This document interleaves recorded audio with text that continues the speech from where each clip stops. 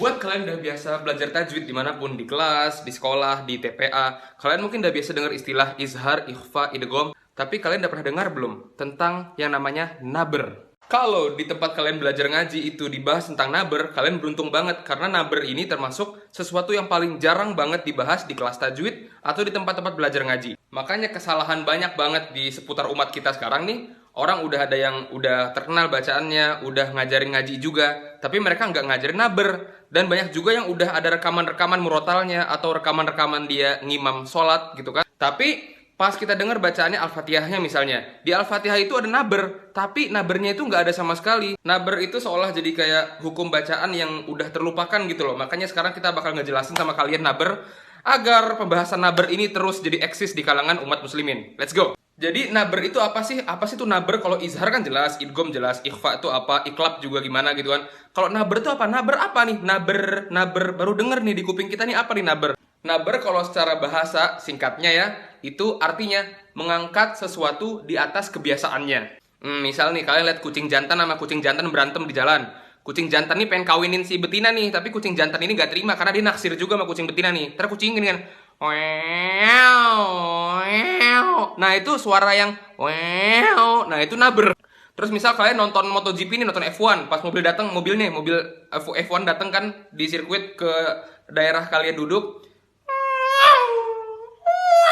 itu suara, nah itu naber. Kalian lagi ospek misalnya di kampus-kampus, terus si apa sih cutting apa bahasanya lah, orang-orang yang ngerjain kalian pada kayak, woi, push up yang bener. Nah pas dia ngomong, nah suara itu naber.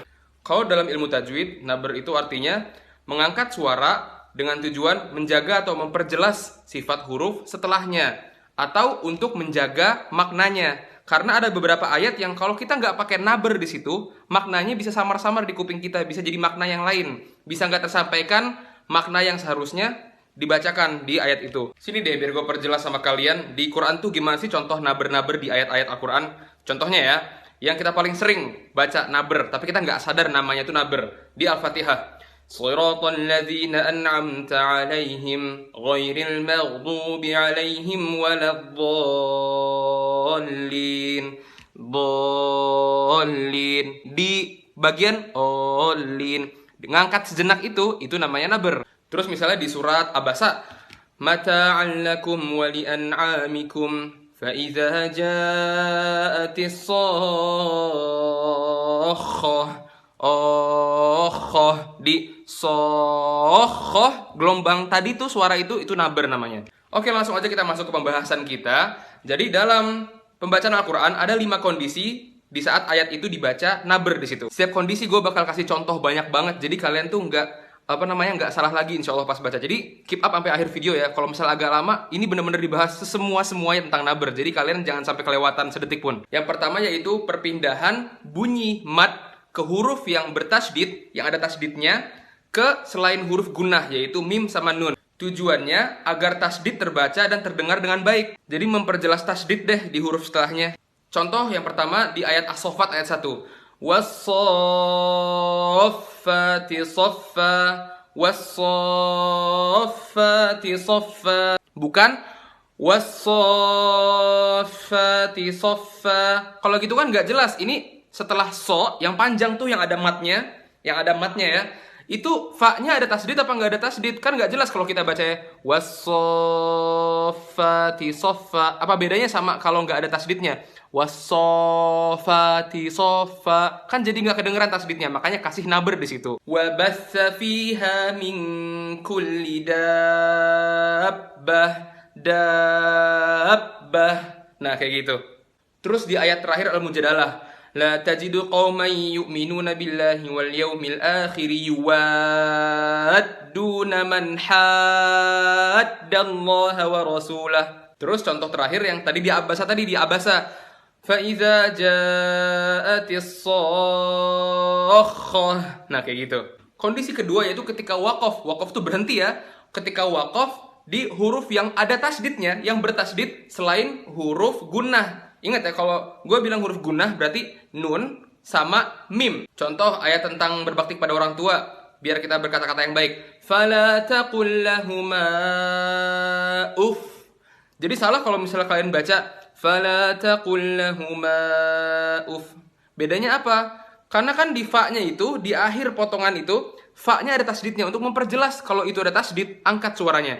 Fala taqul lahuma uff. Makanya orang banyak yang pertama-tama belum pernah belajar naber, habis itu dia udah nemuin irama yang enak nih buat ngaji. Bacalah surat Al-Isra. Fala taqul lahuma uff. Padahal harusnya ada nabernya, jadi nggak diperjelas tuh tasdid di huruf fa-nya. Makanya belajar dulu naber sebelum kalian masukin irama. Biar setelah kalian udah tahu tentang naber, irama kalian nggak hancur karena mulai dari nol iramanya. Nah, habis itu di Al-Qiyamah nih, ini sering banget dibaca. Yaqulul insanu yawma idzin ainal mafar. Ainal mafar. Jadi di akhirnya itu kan ada tasdidnya, mafar. Kalian angkat suaranya. Yaqulul insanu yawma idzin ainal mafar. Mafar bukan ainal mafar. Karena itu ada tasdidnya. Beda sama kayak ayat di Al-Qiyamah yang lain yang ro doang, ro sukun gak ada tasdidnya. Kayak kalla la wazar. Kalau wazar emang gak ada tasdidnya, makanya biasa aja. Tapi kalau ada tasdid kayak mafar, angkat suaranya. Terus kalau di surat Al-Qamar, wa kullu amrim mustaqir. Mustaqir. Nah gitu. Ada juga contoh di huruf lam. Fa illam yusibha wabilun fatol. Fatol. Bukan fatol, tapi fatol. Nah sekarang kondisi ketiga nih. Kondisi ketiga itu kondisi yang paling sering banget di Al-Quran. Paling banyak kita lewatin. Dan gak mungkin kita ngaji gak kelewatan nih yang kondisi ketiga ini. Yaitu pada huruf waw dan huruf ya yang bertasdid, yang diawali huruf apapun sebelumnya yang berharokat fathah, domah atau kasroh. Waw ya yang sebelumnya ada fathah, domah atau kasroh. Di ayat kursi, Allahu la ilaha illa huwal hayyul qayyum. Hayyul qayyum. Bukan Allahu la ilaha illa huwal hayyul qayyum. Hayyul qayyum. Tapi hayyul qayyum. Dihentakin sedikit, setengah detik aja dihentakin. Hayyul qayyum. Terus di Al-Fatihah, Iyyaka na'budu wa iyyaka nasta'in. Jadi kalau kalian mau ngasih irama apapun di Al-Fatihah, jangan pakai irama yang dia itu nggak pakai naber. Misalnya Iyyaka na'budu wa iyyaka nasta'in. Bacanya Iyyaka na'budu wa iyyaka nasta'in. Perjelas naber di situ. Contoh di huruf waw, Innallaha huwar razzaqu dzul quwwatil matin. Ini sebelumnya domah ya. Dzul quwwatil matin, bukan dzul quwwatil matin. Enggak. Cara mempraktekkan tasdid di situ, dzul quwwatil matin, dzul quwwatil matin. Faman tatawwa'a khairan fahuwa khairul lah. Tatawwa'a, bukan tatawwa'a, tapi tatawwa'a. Huwallazi yusawwirukum fil arham. Yusawwiru. Kondisi keempat juga banyak, yaitu ketika waqaf, berhenti di yang akhirnya itu huruf hamzah. Tahu ya hamzah ya? A. Huruf hamzah yang berada atau jatuh lokasi hamzah tersebut setelah bunyi mat. Tujuan untuk memperjelas hamzah tersebut. Contohnya, kalian sering banget di akhir ayat ada kata ma yasha. Yasha. Kadzalika Allahu yaf'alu ma yasha. Jadi sebelum berhenti sya. Jadi pas ngerem itu udah setelah diangkat suaranya. Yasha. Ma amilna alaihi min su'. Jadi ngeremnya itu bukan bukan yang penting ditahan gitu aja, tapi ditambahin angkat suaranya sedikit, hentak sedikit aja.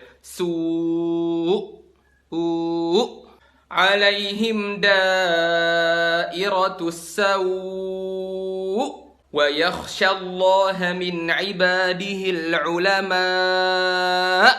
Terus ada ayat lain yang ada kata aulia. Contoh lain di surat Fussilat ya. Qalu antaqana Allahu allazi antaqa kulla syai'. Nah, kalau ini lokasi terakhir terjadinya naber ya. Ini agak-agak sulit sih karena kita harus ngelihat arti juga dan kita harus paham juga tentang huruf ini, yaitu pada alif tasniyah. Alif tasniyah itu artinya alif yang menunjukkan kalau ini tuh untuk dua orang, bukan satu orang yang disebut di ayat tersebut. Alif tasniyah itu ketemu sama hamzah wasol agar terbedakan antara domir mufrad sama musanna, agar kita tahu ini tuh ayat yang diperjelas tuh untuk ada dua orang di situ pelakunya, bukan satu orang doang. Jadi tambahin naber di situ. Contoh di surat Yusuf, wastabaqal bab, wastabaqal bab, dua orang, wastabaqo, ada alif di situ. Jadi bukan wastabaqal bab. Bedanya apa kalau ada satu orang sama dua orang, kan nggak jelas, jadi tambahin naber di situ. Falamma zaqash syajarah, zaqash syajarah kan dua orang, Adam sama Hawa, bukan zaqash syajarah Adam sendirian gitu kan, enggak, berdua. Falamma zaqash syajarata badat lahuma sawatuhuma wa qala alhamdulillahilladzi faddalana. Wa qala alhamdulillah, karena qala menunjukkan untuk dua orang, bukan seorang doang. Itu aja bahasan untuk naber. Semoga kalian bisa praktekin ke sehari-hari karena banyak banget. Contohnya tadi yang huruf ya sama waw. Iyyaka na'budu wa iyyaka nasta'in. Setiap hari kan kita baca Al-Fatihah setiap hari. Terus juga di ma yasha yang ada hamzah di akhirnya setelah mat. Itu juga sering banget. Wassalamualaikum warahmatullahi wabarakatuh.